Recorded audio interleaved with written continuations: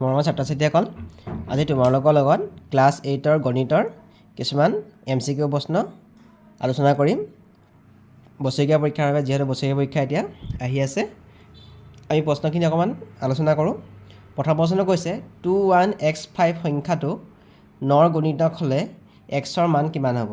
ইয়াত xটো কোনোবা এটা সংখ্যা হয়, গতিকে xৰ মানটো কিমান হ'ব সুধিছে, আৰু এই গোটেই সংখ্যাটো 9ৰ গুণিতক বুলি কৈছে। অপশ্যন দিয়া আছে আমাক 0, 1, 2 আৰু 3। প্ৰথমতে আমি এই সংখ্যাটো 9ৰ গুণিতক, তাৰমানে এই গোটেই সংখ্যাটো 9ৰে বিভাজ্য হয়।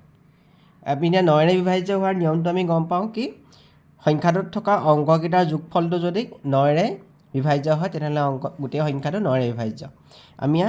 প্ৰথমতে আমি xৰ মানটো 0 বহাই চাওঁ। 0 বহাই চালে অংককেইটাৰ যোগফল হ'ব 2 + 1 + 0 + 5 = 3, 8। 8 পালোঁ। 8টোক আমাৰ 9ৰে বিভাজ্য নহয়, গতিকে 0 হ'ব নোৱাৰে। আমি যদি 1টো বহাই চাওঁ, xৰ মান 1 বহাই চাওঁ, তেতিয়া হ'ব আমাৰ 2 + 1 + 1 + 5, 2 × 3, 3 × 4, 4 × 5 হৈ গ'ল 9। এতিয়া এই 9টোক 9ৰে বিভাজ্য হ'ব, 9ৰে বিভাজ্য হ'লে 1 হ'ব। গতিকে এই গোটেই সংখ্যাটোক 9ৰে বিভাজ্য হ'বলৈ হ'লে আমাৰ xৰ মান কিমান বহাব লাগিব? 1। গতিকে বি নম্বৰটো ইয়াত শুদ্ধ উত্তৰ। 2 নম্বৰ প্ৰশ্ন, 200 টকাৰ দুভাগৰ 1% মান কিমান? অপশ্যন দিয়া আছে ইয়াত 50 টকা, 100 টকা, 1 টকা আৰু 2 টকা।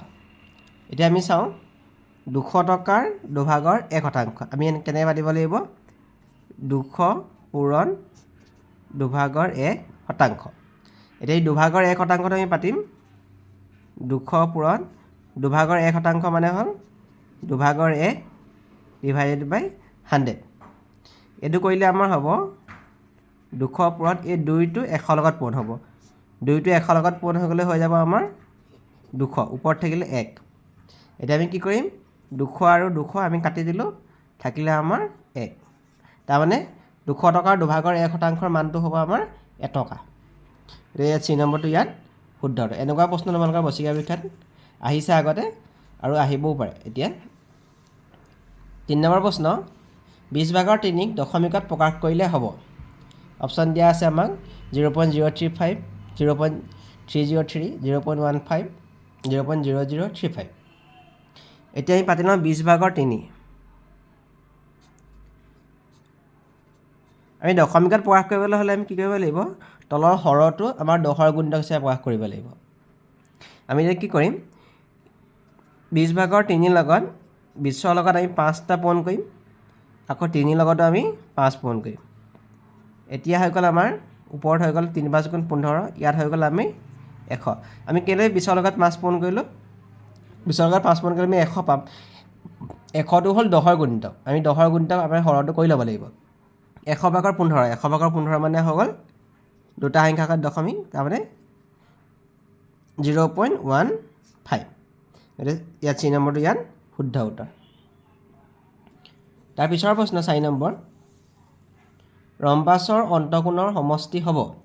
আমি জানো যে ৰম্বাছ হৈছে এটা চতুৰ্ভুজ, আৰু চতুৰ্ভুজৰ অন্তঃকোণৰ সমষ্টি মানে 4টা কোণৰ যোগফল হৈ গ'ল 360 ডিগ্ৰী। গতিকে বি নম্বৰটো ইয়াৰ শুদ্ধ উত্তৰ। 5 নম্বৰ প্ৰশ্ন দিয়া আছে 5m / 5 - 3 = 5 হ'লে mৰ মানটো কিমান? অপশ্যন দিয়া আছে 2, 5, -2, -5। এইটো হ'ল সূচকৰ বিধিমতে। যেতিয়া আমাৰ বেছকেইটা একেই থাকে, যেতিয়া আমাৰ সূচককেইটা বেলেগ বেলেগ থাকে, আমি কি কৰিব লাগিব? হৰণ থাকিলে আমি কি কৰিব লাগিব? বিয়োগ কৰিব লাগিব। গতিকে 5m আছে 5 - 3 = 5 আছে। যেতিয়া আমাৰ হৰণ থাকিব, বেছকেইটা ইয়াত 5, 5 একে আছে আৰু সূচককেইটা বেলেগ বেলেগ, তেতিয়া আমি কি কৰিব লাগিব? সূচককেইটা বিয়োগ কৰিব লাগিব। ইয়াত -3 আছে, গতিকে -3টো আমি ব্ৰেকেটত ৰাখিব লাগিব। = 5 5m, যেতিয়া আমি ব্ৰেকেট খুলিম মাইনাছে মাইনাছে হৈ গৈ প্লাছ হৈ যাব। m + 3 = 5।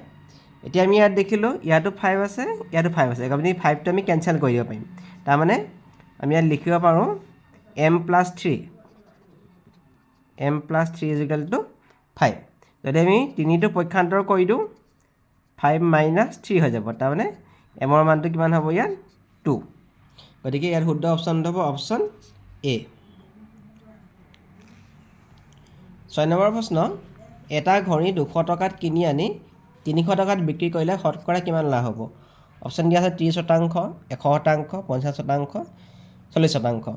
আমাক এতিয়া ঘড়ীটো কিনাৰ দাম হ'ল 200 টকা বিক্ৰীৰ দাম হ'ল 300 টকা গতিকে আমাৰ লাভ হ'ব লাভ কিমান হ'ব 300 বিয়োগ 200 সমান 100 টকা আমাৰ লাভ হৈ গ'ল আৰু লাভটো সদায় কিনা দামৰ ওপৰত হয় আমি বস্তুটো কিমান দামত কিনিছিলোঁ 200 টকাত এতিয়া 200 টকাত লাভ হৈ গ'ল 100 টকা গতিকে শতকৰা লাভ উলিয়াবলৈ আমি 100% লগত আমি পূৰণ কৰিব লাগিব গতিকে আমি যদি পূৰণ কৰোঁ 100 আৰু 200 কাটিলে 2 হৈ গ'ল 2ৰে যদি 100 কাটো 50 হৈ গ'ল তাৰমানে 50% আমাৰ লাভ ইয়াৰ শুদ্ধ অপশ্যনটো হ'ব অপশ্যন চি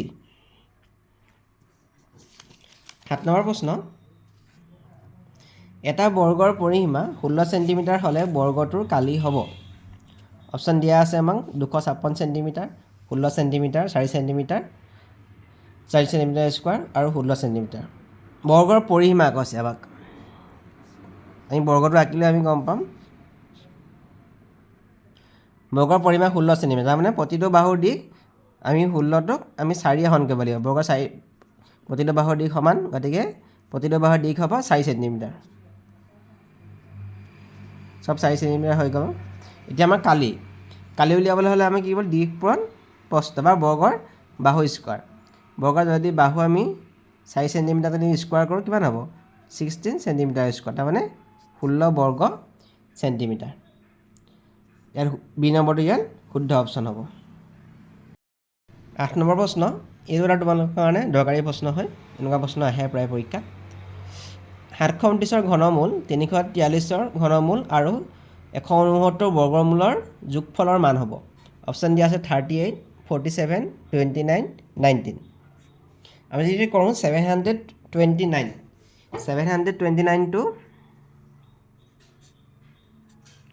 729টো হ'ল 9 3টা পূৰণ কৰিলে আমাৰ 729 হ'ব তাৰপিছত